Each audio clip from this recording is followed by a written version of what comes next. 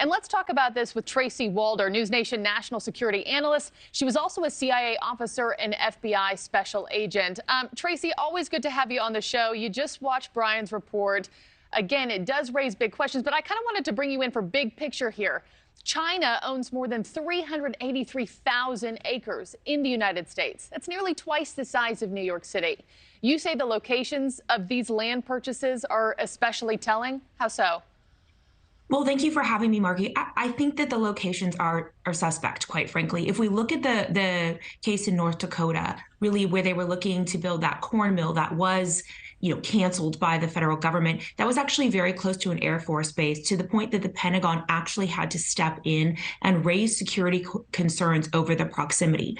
Also, if we look at Kentucky, it's about 10-ish miles from Fort Campbell. And so my concern is actually the proximity. And I do think that that's probably why the Department of Energy decided against the funding for this here. That's what's the most suspect to me. Yeah, the proximity and how that relates to our own national security. What do you make of Beijing's goals here? What do you think the goal is in buying up all this land across the United States?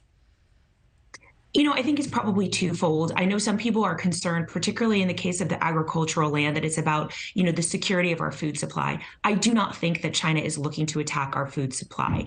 However, China is not what I would consider rich in terms of agricultural farmland. So I do think that there is a legitimate need by them to purchase some of that, as well as a business perspective to build these plants.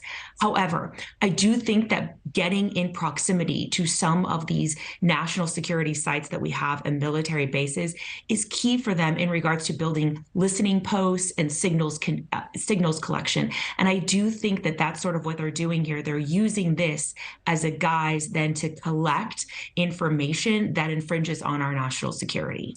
And you're saying you don't think they are wanting to attack agricultural land, but are they essentially invading the U.S.? And how can we prevent this? I mean, how worried should Americans be about these kinds of stories?